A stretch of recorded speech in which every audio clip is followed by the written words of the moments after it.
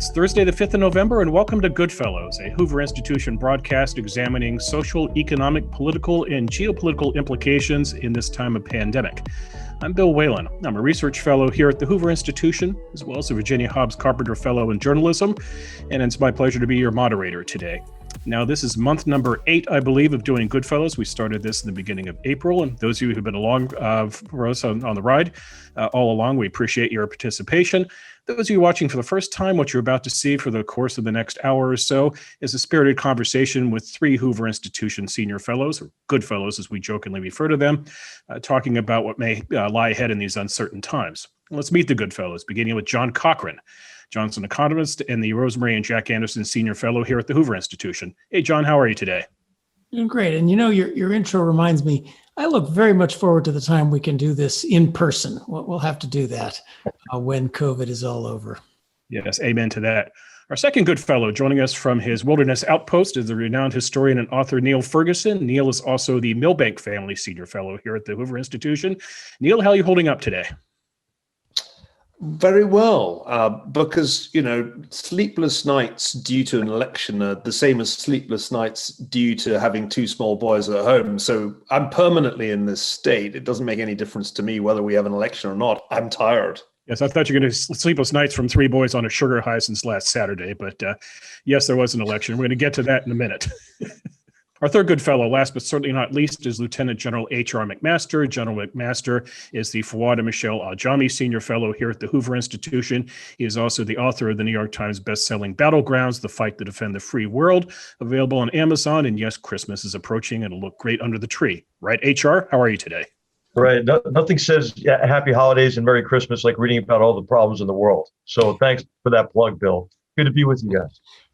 Speaking of problems in the world or problems that may be resolved soon, we are doing this broadcast late in the morning in California time, 10:15 or so on the West Coast. We don't know the final outcome of the presidential election, but the path would seem kind of obvious at this hour.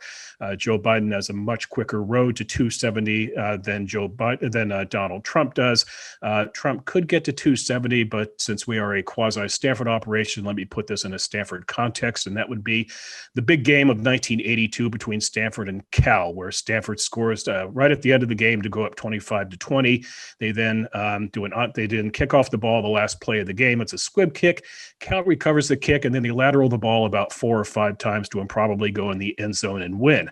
Now, if you believe that Donald Trump can either win Nevada, overturn Arizona, overturn Wisconsin or Michigan, and win Pennsylvania, and win North Carolina, and win Georgia, then he gets to 270. Otherwise, it's a very easy path for Biden. So we'll go on the assumption that Biden is going to be the next president, but we're not going to do a very deep dive into the implications in Washington. We'll save that for future shows once this is official. But today, let's talk about the election and just what we know that we didn't know 48 hours ago. Niall, why don't you kick this off? Because I know you've been doing some commentary on it already, and you had a lot of thoughts going into the election as what may or may not have occurred. So what do you know now that you didn't know then?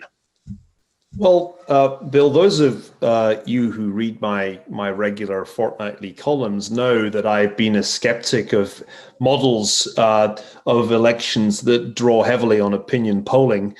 And I've argued consistently that this would be a much closer race than the opinion polls were predicting, with enormous margins. You know, in the national polls, remember, they had Joe Biden further ahead going into this election than Barack Obama was against John McCain in 2008.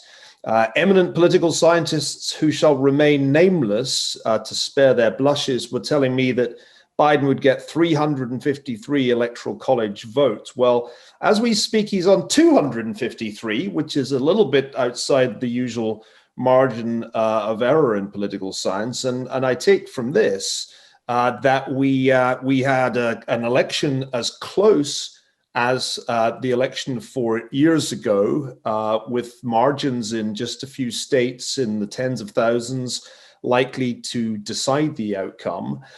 This is not going to be, I think, the 1948 scenario that I wrote about last week, where The incumbent underdog, Harry Truman, snatched victory from the jaws of defeat. I think we aren't going to get that scenario, but Donald Trump came terribly close to doing it. And by the way, if there hadn't been a libertarian candidate, Joe Jorgensen, then Trump would likely have locked down Nevada, Wisconsin, maybe also Arizona may turn out to have gone against him by just the margin of votes the Libertarian got, which again reminds us of 4 years ago when third-party candidates played a significant part in helping Donald Trump to victory. What does this all mean? This was way, way, way closer than it should have been. We're in the midst of a pandemic that the president's generally agreed to have messed up. We've had a recession of extreme sharpness, even if we're coming out of it. The incumbent should have been roadkill. And the fact that it's as close as it is, so close that we still don't know for sure what the result is an indictment of the Democratic Party's strategy, which has been disastrous. They really have screwed this up. And at the very least, it looks to me as if they're going to be in the extremely unusual situation of having won the presidency, but not the Senate. Now, that hasn't happened to the Democrats since, get this, 1884, when Grover Cleveland faced a still hostile Republican Senate. So I think the story for me of the last few days has been that the Democrats really blew this. They should not have been this close to 1948. Okay. John? So first, I hope your forecast of a swift resolution one way or the other comes true. We are, of course, much closer to the nightmare scenario we've all been talking about for weeks of a protracted legal battle.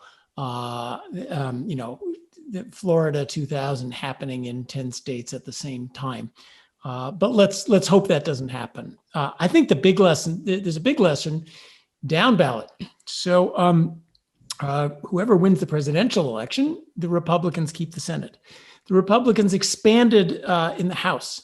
The Republicans did not lose a single state house. If anything, it looks like in the state governor elections and the state representative elections, they are expanding.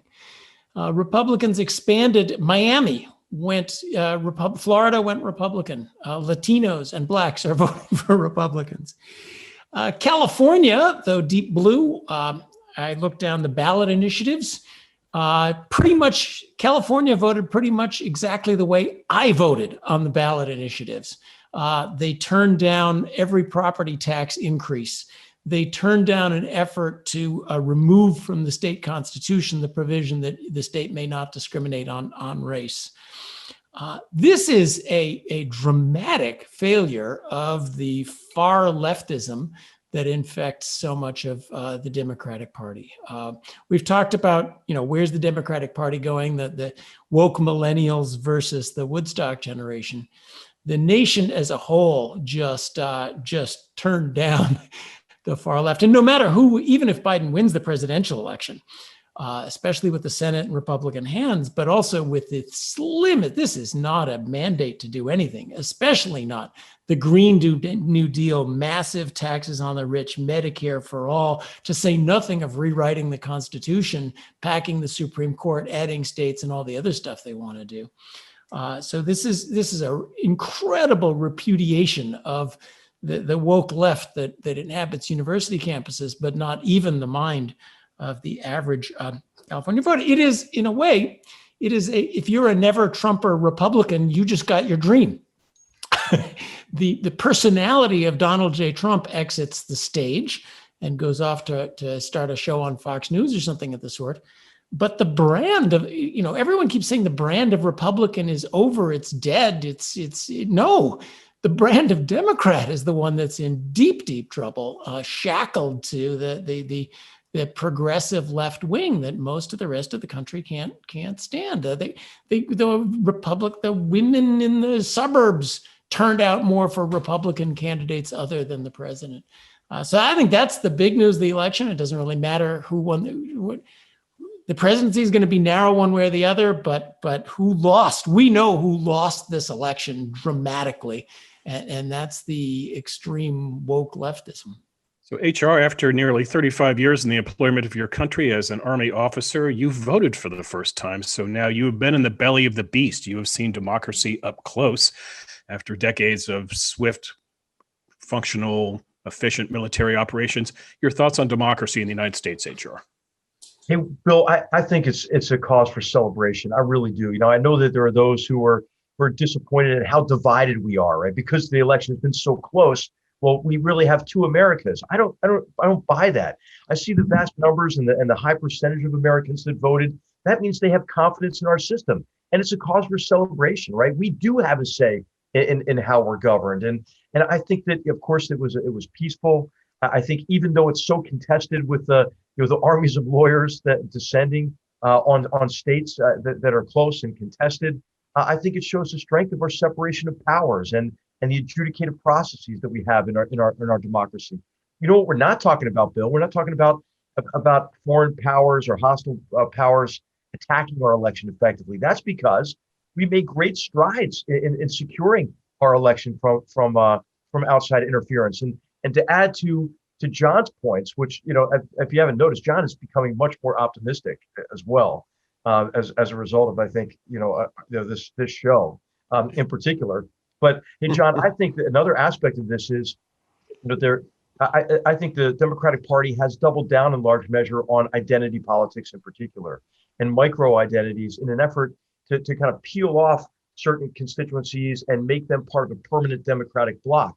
That didn't happen in this election either, with a pretty significant percentage of Hispanic Americans and Black Americans voting Republicans. So, I think there's cause for some optimism that in the wake of this election, we can bring the vast majority of Americans back together and kind of restore our confidence in who we are, as well as confidence in our democratic institutions and processes. Yeah, I think our voters voted for competent government. They voted against Donald Trump, and they voted against Elizabeth Warren. I'm just choosing, especially on the left, one particular person. They want a sober, confident government, and they want the institutions of American democracy. There's this. We've talked about populism and Trump in many ways, and there's two aspects of populism. One aspect is caring about the average person in the flyover states and what he or she has to say, which Neil brought up very eloquently on previous things, that the elites of both parties had kind of forgotten about, as they don't open the windows as they fly from New York to California. But there's also a populist is also someone who maintains his power from a direct connection to the voters, sort of a spiritual connection, me to you. Not through the institutions of a representative republic. And I think what we're seeing is that aspect of populism is one that turns a lot of people off. They want to see real politicians, and politician means making deals and getting something middle of the road, competent, done, fixing the potholes, not the social justice of the entire planet. I was going to ask you, Neil, one way to look at the election is it's a surgical operation, and that voters did not conduct an amputation or a massive dissection of the political body. They removed one part of it, and that's Donald Trump. You look down the ticket. Yes. Right, they didn't take out Republican senators, right? Right. But they may well. Right. But if things hold up, you look down the ticket, Republicans generally ran ahead of Trump. In Maine, for example, if the outcome holds up, you have a split ticket, which happens about 1 in 10 times in Senate races. What does it say, though, Neil, that it was just Donald Trump taken out and the rest of the party?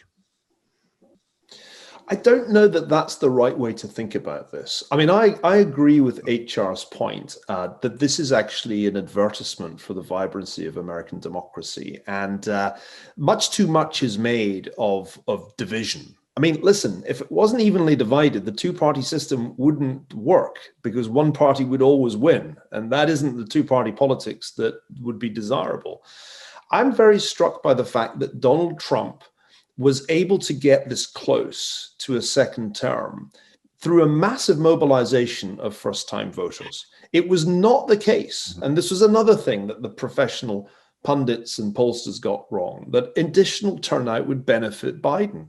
It turns out that actually the Republican ground game was more effective than the Democratic ground game in getting first-time voters, often from the white working class, but not just the white working class, from the working class to show up and vote. This was the highest turnout, as far as I can tell, since 1900. Since McKinley beat Bryan. That's an amazing achievement. And I'm struck too by the fact that the predictions of the doom mongers, that there was going to be terrible trouble on election day, that there would be these vigilante poll monitors from Trump HQ beating up on anybody who showed signs of voting for Biden. None of that happened. They boarded up all the shop fronts in Manhattan for pretty much no reason, because this has gone remarkably peacefully. I went for a walk on election day and had a conversation with an elderly gentleman who made it pretty clear to me, without being explicit, that he had voted with the kind of split ticket approach. He did not want a second Trump term, but he sure did not want a Democratic blue wave.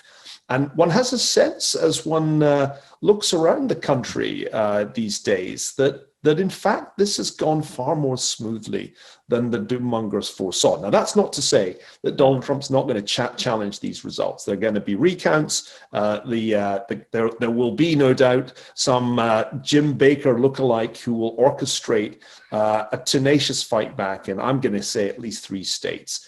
But what's striking to me is that initiative, that effort to contest the election, is not getting much support from a source that John just referenced, Fox News. Fox, to my considerable surprise, called Arizona on the night for Biden.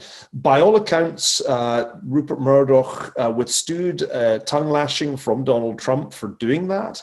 And I do not think that Fox is going to deny that Joe Biden has won if he gets 270, either via Georgia or Pennsylvania in the next, let's say, 48 hours, which means that those elements who want to say it's been rigged, who will follow the president in saying that he's been cheated of victory, are probably not going to get traction much beyond Facebook pages. And I think that's another cause, I think, for relief. I'm reminded of 1960, actually, Bill, when Richard Nixon could have fought and made a pretty compelling case that he'd been cheated in Texas and Illinois, where all kinds of irregularities went on. But he chose to concede. And I think it's a bit like, maybe this is 1960 without the concession. It doesn't actually, in the end, affect the outcome. It's going to leave a bitter taste, no question. And there will be plenty of people who will deny the legitimacy of the Biden presidency. But that won't be the reason that Joe Biden's a weak president. He will be a weak president if, as seems likely, the Senate remains in Republican hands, because what's he going to be able to do? He won't even be able to get some of his people confirmed. Never mind the Green New Deal. They won't even be able to do big fiscal stimulus if Mitch McConnell and his men and women set their faces against it. So I think this is a remarkable outcome. It's so different from what the professional political class predicted. It's so different from what the liberal media desperately wanted to happen.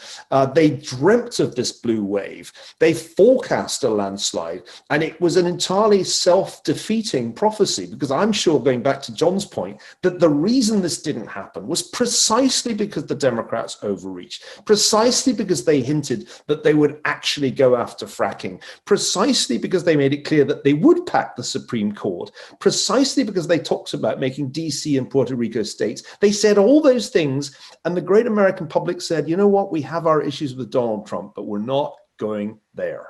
But I think you're being, so I'm always the worrier, I guess, because I do finance where things go wrong.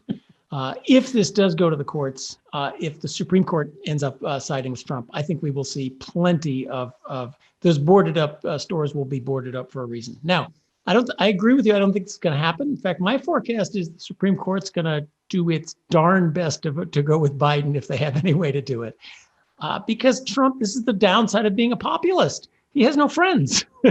There's nobody. Or to leave it with the states, John. To leave it with the states. To leave it with the states. They're not going to interfere on the behest of Donald Trump for 100 different reasons. But I do think we're kissing Trump goodbye too quickly. There is big news in the fact that even if he loses, he did so much better than anybody expected. And I think had he just cut down a couple of tweets, it's not just the libertarians, but if he hadn't grandstanded at the conferences about coronavirus, if he had cut down just a couple of silly tweets like we're not going to respect the election, he would be president, he would be reelected right now. Lots of people voted for Trump against the advice of the media and their betters in quote, the people who are telling them what to do. I think that's important. They held their nose about his personal characteristics because Trump had some quite respectable policy gains. The economy was booming. He did some very innovative things on foreign policy that I think Democrats would be well advised to just quietly keep going. So it's not quite the repudiation that you're pointing it out to be. They sort of held their nose on his personal characteristics, but he did amazingly better than anyone expected him to do. Why do you not see an instant outpouring? Because there's not much affection for Donald Trump, the person.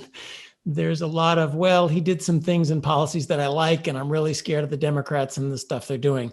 But when it, if you want to have support for your fight to keep the election, once it looks like all the other parts of the machinery in place to protect you from the worst, there's no one who's going to lay down their life for Donald Trump at this point.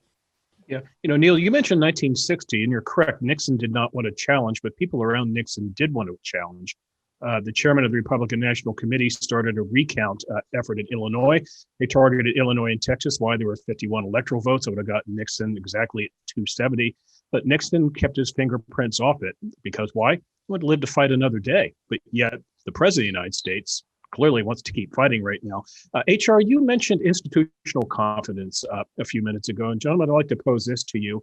How do we reinstall institutional confidence in the likes of the media, pollsters, big tech, operations which told us with such certainty that the election would go one way and it didn't go the other? Why will voters 4 years from now believe what these people have to say? Well, if you doubted media bias, I mean, all you have to do is look at the unexpected results of this election and how close it was. And I think that, for the media, it was optimism bias that undercut their legitimacy because they so desperately wanted a Biden victory and to see Donald Trump gone from the scene. And so I do think that this is really an important agenda item for our country, is to try to resurrect, the fourth estate. It was never perfect. But I do think it can play an extremely important role in countering the divisive nature of social media, for example, and the pseudo media and conspiracy theories. If more Americans have common sources of authoritative information to come to, I think that can be a force of bringing us together for respectful discussions about substantive issues. So I hope the media takes this on themselves. I know some old-fashioned reporters who were very dissatisfied with what's happened to their profession. We've seen that the New York Times has adopted a particular orthodoxy, and if you don't adhere to that orthodoxy, you get thrown out on your ear. So I think this ought to be an agenda item going forward, and maybe something Hoover can take on as well as we have the media fellowships. Maybe we can work on this with our fellow Americans that are in the media and put together a reform agenda of some kind. Neil, what say you? Well, I think that we still have some very seriously unfinished business on the role of the big tech companies in our public sphere. This is an issue we've discussed before, but let me just point out that one obvious consequence of a Biden-Harris victory, if that's what indeed we are going to get, will be that the pressure will be off big tech in truth. That they'll continue, of course, to talk about antitrust, and those cases will doubtless go ahead. But the noise that was being made by Republicans over Section 230, which I think is the key issue, and that of course is that piece of mid-1990s legislation that gives the big tech companies a kind of catch-22. They're publishers when they want to be and tech platforms when they want to be, and good luck suing them for any harm that arises from their content or from any censorship that they do. I think that issue is going to now go away because it will be very, very hard for Senate Republicans to keep 230 on the agenda if the White House is not interested. And Kamala Harris's relationship to Silicon Valley is, let's put it this way, friendly.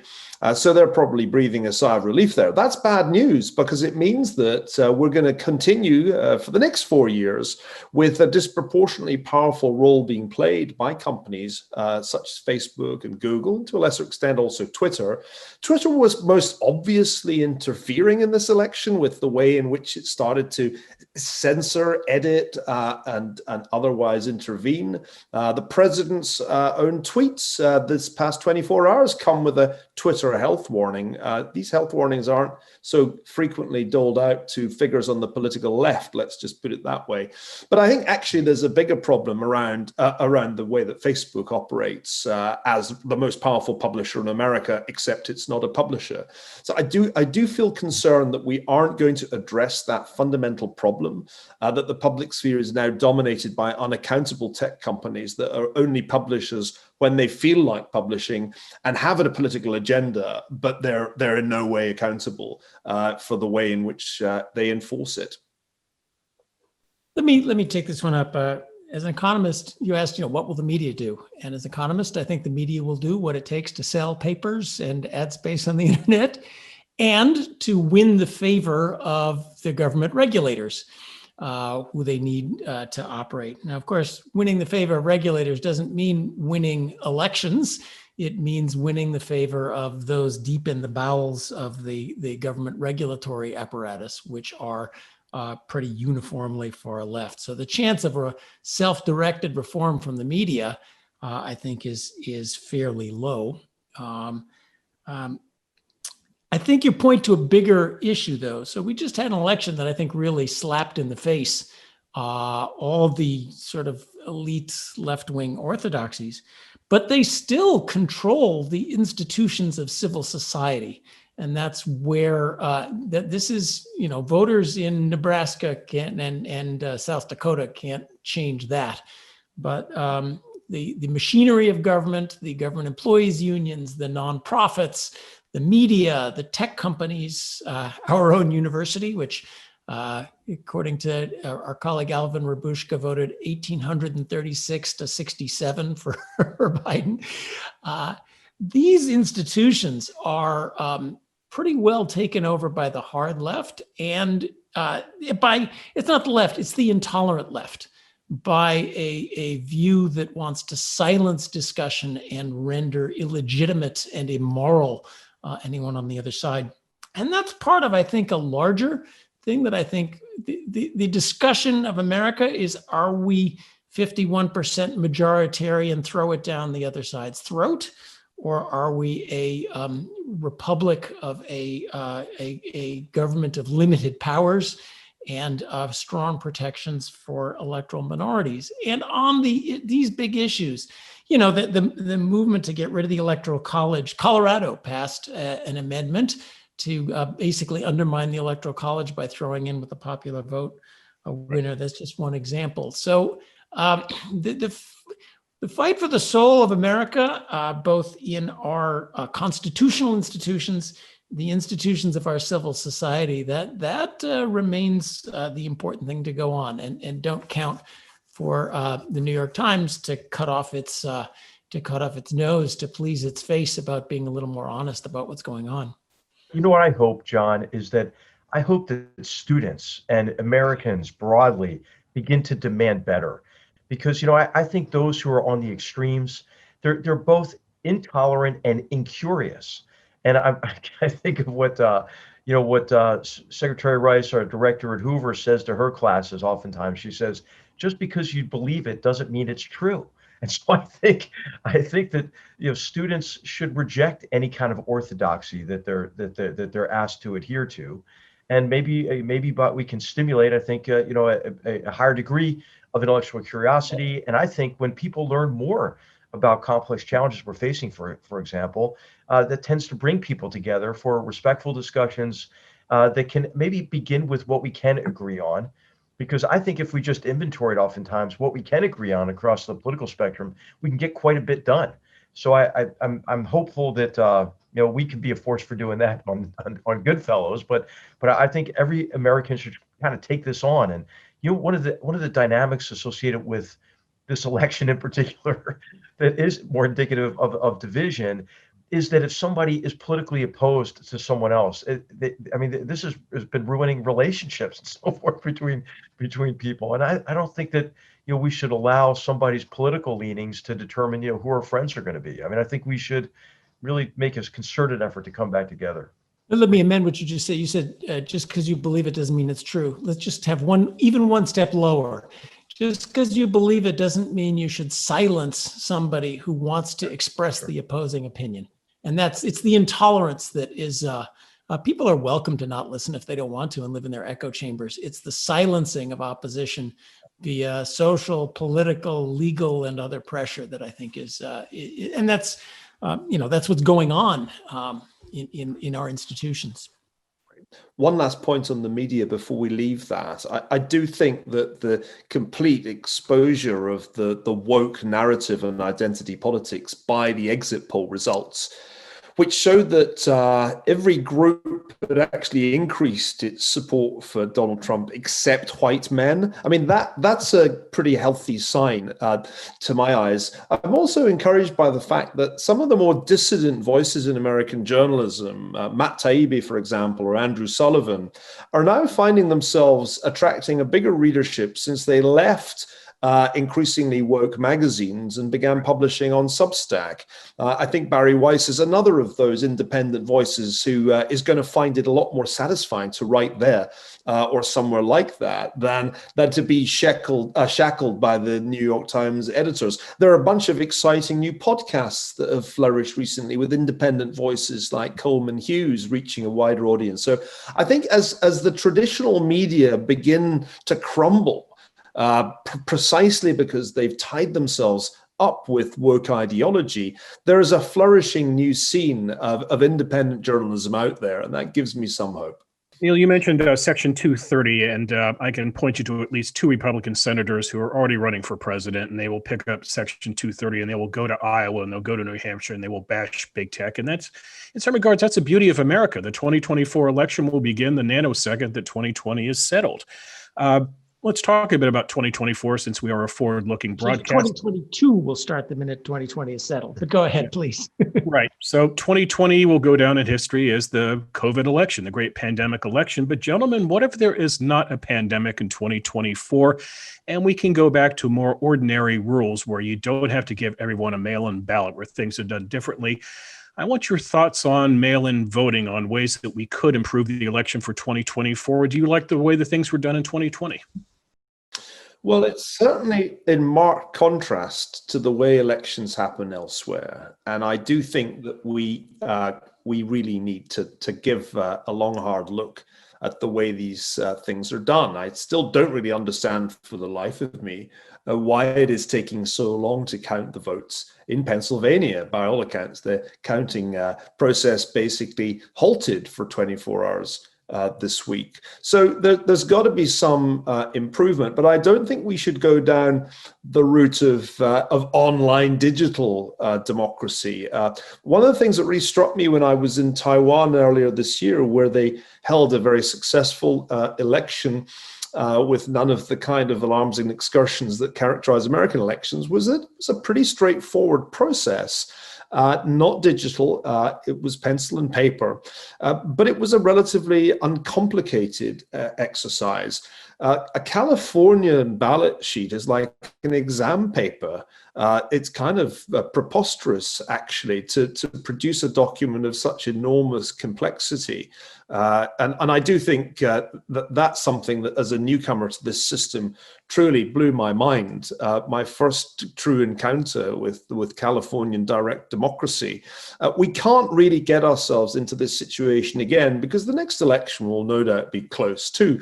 Most elections are going to be close, I suspect, for the foreseeable future. We've left behind the time of landslides in the 1970s and 1980s. And so we really need to make sure that we don't end each election with a kind of morass of recounts and litigation and allegations of impropriety. A country as sophisticated as the United States ought to be able to run elections without necessarily centralizing the process. Like, it's good that there should be decentralization. And I think that is a perfectly achievable a goal for both parties. And I can't see really, to go to HR, why we can't have a bipartisan commission to review the way in which presidential and indeed midterm elections are conducted. We can do better. Yeah, I think you're absolutely right, Neil. And there are advantages to a decentralized system in terms of vulnerability. The more centralized the system is, and the more automated it is, it's more susceptible to hackers and those who would want to disrupt the process or skew the process. So I think it is good to have a decentralized system that adheres to certain standards, and then of course creating venues where you can share best practices and adopt them, across states. Already the Cyber Infrastructure Security Organization is very effective. It's a nonpartisan, just a government organization that has very competent people who work very hard to secure the election from external interference by establishing these standards and working with the states. Initially when we started this work in 2017, to learn the lessons from the 2016 election and to make sure that the 2018 election went off without a hitch, there was some initial resistance from certain states, based on jealously guarding their autonomy over their electoral systems. But we saw that break down as the Cyber Infrastructure Security Organization worked very effectively with the states, and I think they learned vicariously through the experiences of others. And then all 54 different voting entities worked with the federal government, between 2017, 2018, and then continued that work through this election. So I think a commission that appointed by Congress, for example, would be a great idea. And there's already a great deal of work done by the executive branch at the federal level that could easily be adopted. Mm-hmm. The problem with the federal commission, of course, is that we do have a constitutional structure in which these things are run at the local level, which I think is wise. But I don't think this was the COVID election. It was procedurally the COVID election. It was supposed to be the election where COVID was the issue. COVID was not, I don't think, the issue. I think just about every American voter realized that Donald Trump's handling it, although his usual style was not that much different than Macron's handling of it, or Italy's handling of it, or Boris Johnson's handling it, or anybody but Sweden and Taiwan, which are kind of special. Right. And the idea that Joe Biden would have done a lot better, I think everybody recognized. They would have screwed it up just as badly as Donald Trump screwed it up. Mm-hmm. So in that sense, it was not the COVID election. It was procedurally the COVID election. I think I'm for all voting on the same day with the same information. I think this business of votes being cast months in advance of the election, there is something to October surprises. And it was kind of funny to read the news about all the interesting things coming up to Monday when 90 million votes had already been cast and nothing could have changed what was in there. So I'd like to go back to having, at the same time, I want to say something heretical. I think it should not be completely costless to vote. And the commission is likely to want electronic law. There's this mantra that everybody should vote, every voice should be heard. If you can't take a little bit of time off and read the ballot that comes in California, think a little bit about the issues. When you read surveys of what average Americans know about what's the Supreme Court's job, for example, is it to just decide on the justice of an issue or the constitutionality of an issue? Practically none of our fellow citizens can pass the immigration test on how this country should work. So. Right. Your commission is likely to want to come up with the current mantra that everybody's opinion should be heard, and I'm not sure that's right. Secondly, just about everybody else puts in more digital and more security than we do. Every other country, you have to have some sort of ID the way you have to do IDs to do everything else. That, as well as any test for voting, has a horrible racial history in the US, which is why we don't do it. But it is how the rest of the country does it. And as far as the disparagement of digital, every cent of wealth that you guys have in the world is stored on a computer somewhere. And if JP Morgan Chase can be secure, I think elections can be secure too. So we shouldn't necessarily stick with 18th century methods of technology. John, I would just tell you, if it's connected to the internet, it's hackable. It's hackable. I mean, and the Iranians, who weren't very sophisticated, got into our financial system in 2007, I think it is. So I mean, we learned from that, obviously, and you're right, we have gotten much better. But John, I'll tell you, the offense has the advantage in cyberspace right now. So I would not. I think there's. I agree with that very strongly, and it's interesting that Taiwan, which is one of the most technologically advanced governments, does not use digital methods for voting. It's pencil and paper, and I really think that's an important lesson to learn. Let's leave that as one point of agreement, that there's an advantage of local, there's an advantage of adding up from many small places, there's an advantage of an electoral college in that a single national one person, one vote election is much more open to that sort of thing than the structure we have where it's added up from many local levels. And you can go back and see what happened in the 5 places that really count. Would any of you go along with the concept of a one-day federal holiday, election day? Do it all in one day. As opposed to no more mail-ins and stuff like well, that? I think you would have to probably go back to the way mail-in voting used to be, John, which was you had to prove that you're out of the country, you were going to have surgery. In other words, proven hardship that you couldn't vote in person. In other words, don't make mail-in voting a lifestyle choice, and have a one-day holiday where everybody votes and you decide the thing in a 24-hour space. I'm curious if you 3 of you think that's a good idea. I'm also curious if you think that we could pull that off. I think Bill could be just, I'm thinking from, I'm not a voting expert at all by any means, but just the logistics, right? In the military, you're trained that say amateurs do tactics, experts do logistics. I think, that could be a tremendous logistics burden. I'm not sure, but I just, I do think that John's point is well taken. You want Americans to prioritize their exercising their right enough to make a little effort, but at the same time, we don't want to create a situation where certain Americans feel like they can't do it because it's become impractical for them to do it. So I think that there would be probably a vast logistical burden to try to do it all in one day. I'm thinking of other places in the world that don't have the infrastructure we have, obviously, don't have the decentralized either, the mechanisms we have within the states to vote. And right. Typically they take multiple days to vote in person. We've done it all in one day for 250 years without too much difficulty. Employers typically let people have a half an hour off of work. I don't know why we need one more federally mandated holiday just to get this done. And certainly the options for remote can be done much more quickly than they are. Right. Neil, let's talk about the images going into Election Day. Cities across America boarding up, anticipating violence. If we have a swift and clean outcome to this in the next few days, keep in mind that we are recording on Thursday morning, and Biden is the president-elect. What happens to urban unrest and what happens to cancel culture, Neil? Do people just take down their boards? Does everybody become happy again if you take Donald Trump out of the equation? Or is this issue of cultural unrest, is that still going to be with us? I think it will still be with us because in many ways, what's going to happen in the base case of a narrow Biden victory, but a Republican Senate, is that on every issue that the left cares about, they will be frustrated. And if they're not frustrated by the Senate, they'll be frustrated by the Supreme Court.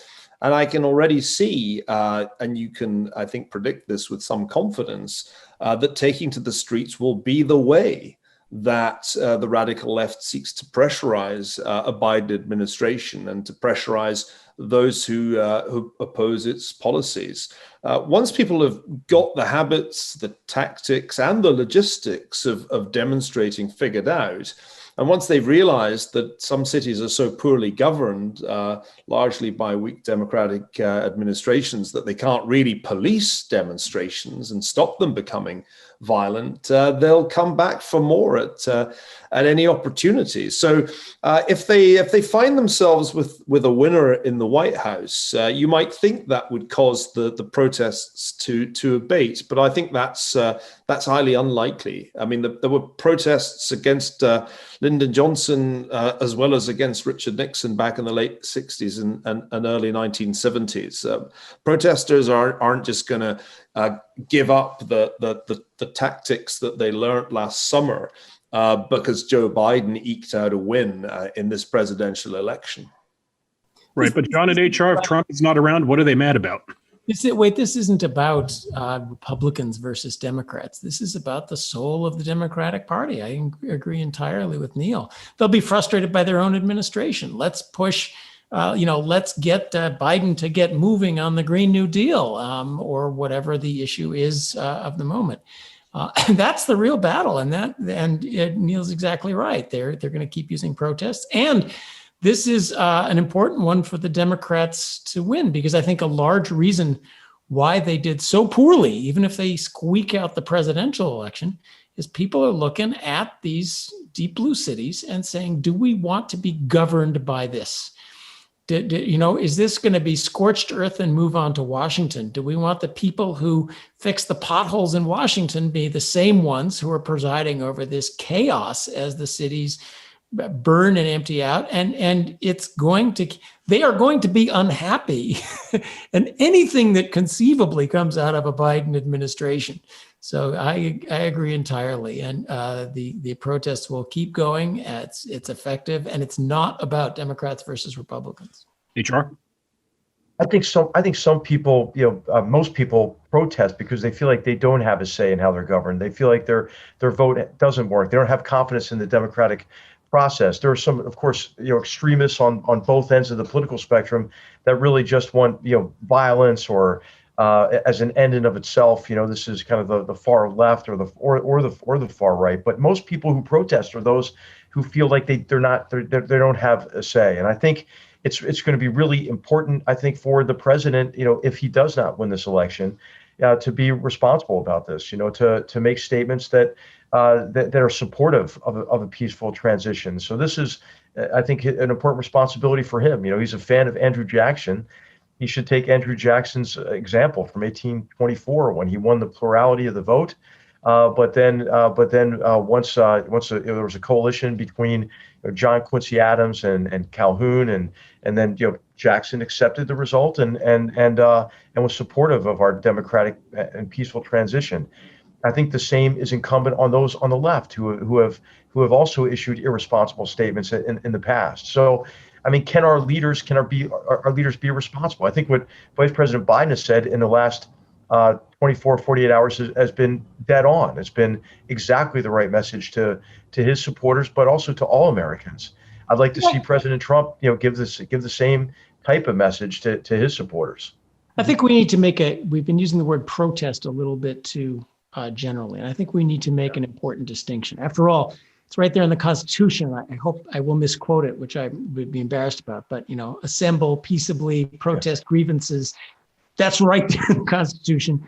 I think, when George Floyd was murdered, and I've watched the tape, I use that word advisedly. I think there are lots of people of good conscience went out to peacefully protest and say, we need to change this system, and not just how police treat Black people, how police treat a lot of us. That is different from the riots. There is then a much smaller contingent of people who use political violence in order to try to advance a cause. And it really is it's the Leninists versus the Trotskyites. It is within, that's a very different phenomenon. And I don't want to just use the word protest to tar both.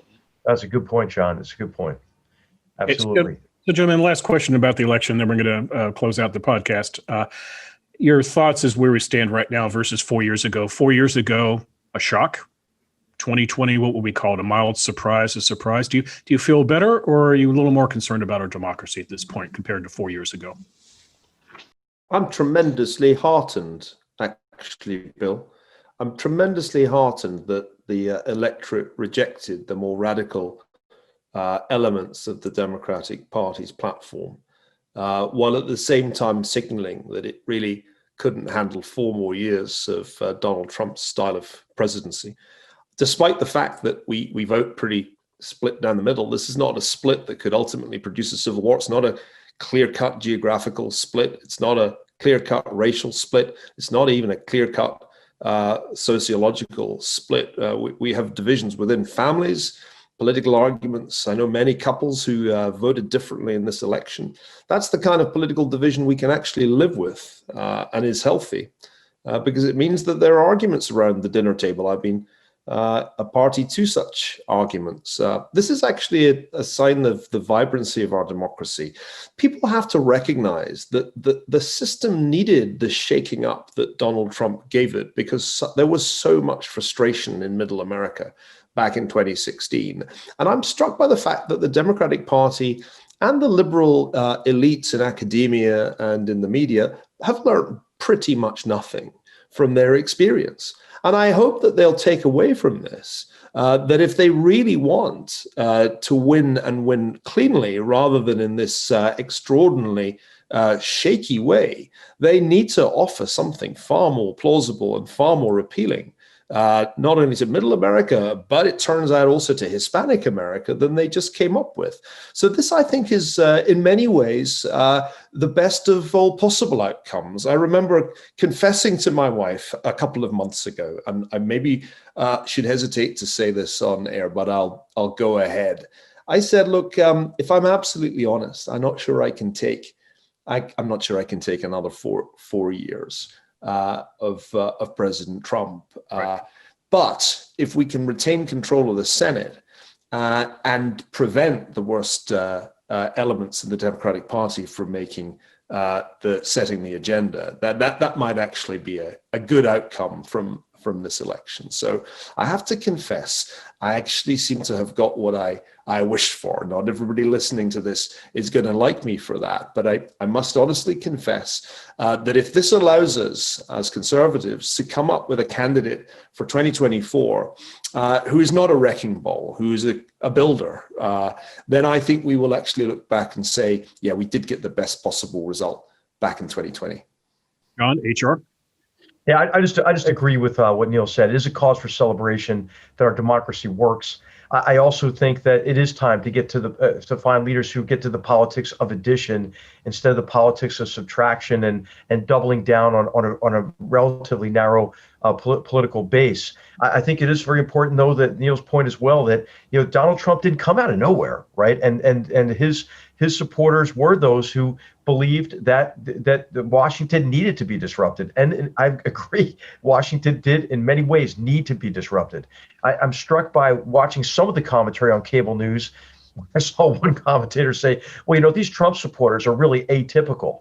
Well, I mean, it was about 50% of the population. That's not atypical. So I think there are still those who are dismissive of those who supported President Trump because they had legitimate grievances and felt as if that they were in large measure left behind by transitions in the global economy in the 90s and then especially in the 2000s. And this is a constituency that should be important and valued by both political parties. Right. John, you get the last word.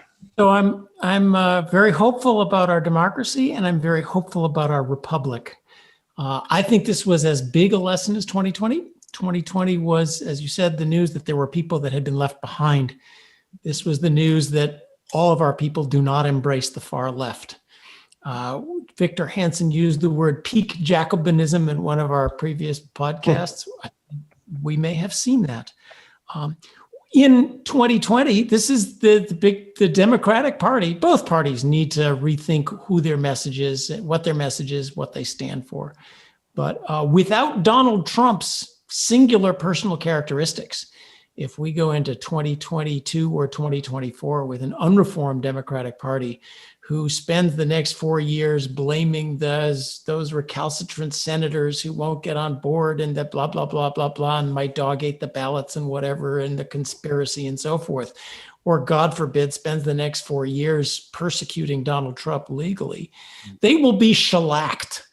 And I like a loyal opposition. I have great hope that they discover the need to show their ability to reflect what people want, people on the left, to govern competently and sensibly in a Republican, in the sense of we have a republic, not just a direct democracy sense. We are geographically separated.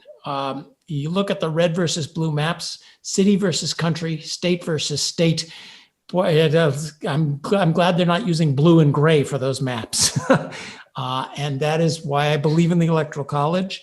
That's why I believe in the minority protections of our republic.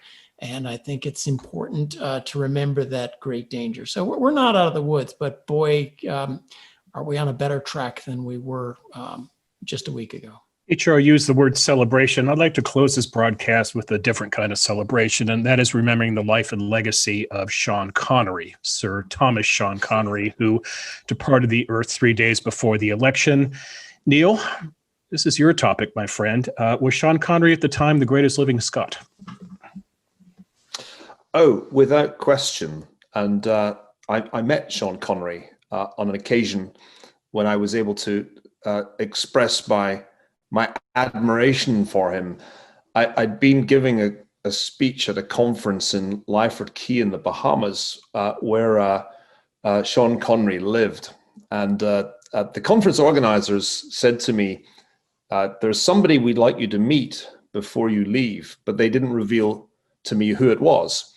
So I was driven in a little golf cart up to the door of a rather modest a house by the golf course, and was persuaded to knock on the door, having no clue who was in there. The door opened, and there was Sean Connery, who was an imposing man, even in old age, well over 6 foot, with shoulders that filled the doorway.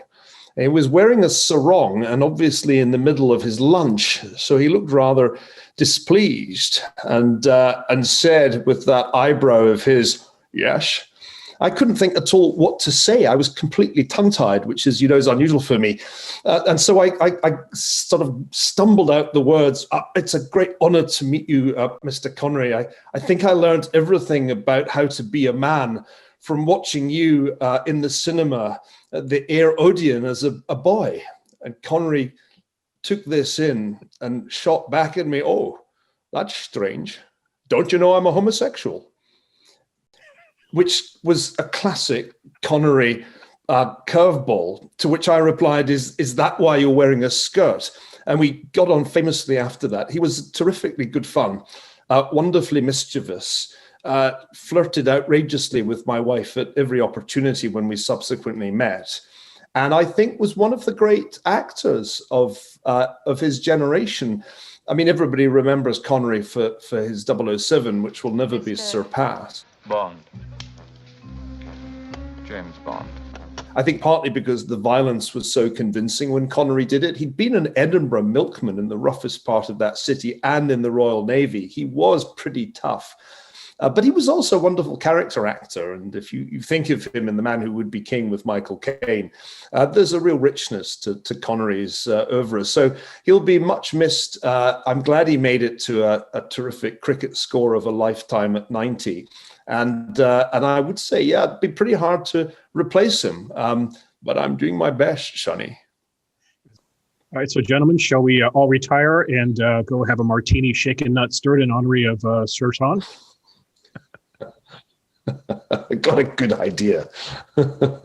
Very good. All right, gentlemen, thank you for a lively broadcast as always. I look forward to next week, and we will certainly, once we get the presidential election wrapped up, we will certainly have a deeper dive into what it all means. So thank you very much for taking your time today. I know you're all very busy. So that's it for this week's Goodfellows. On the behalf of the Goodfellows, Neil Ferguson, H.R. McMaster, John Cochran, thanks for watching. By all means, on behalf of all of us here at the Hoover Institution, stay safe and stay healthy, and we'll do our best here at Hoover to help you stay informed. We'll see you soon.